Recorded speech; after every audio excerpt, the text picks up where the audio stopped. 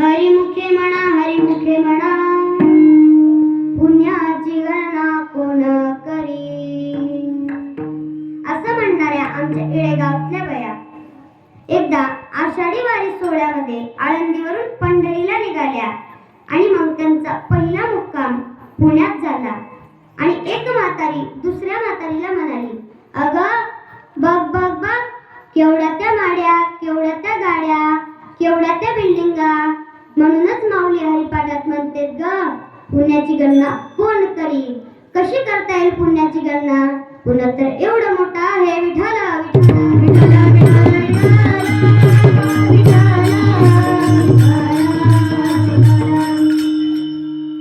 एवढी सोपी साधना ज्ञानोबरायांनी आपल्याला सांगितली.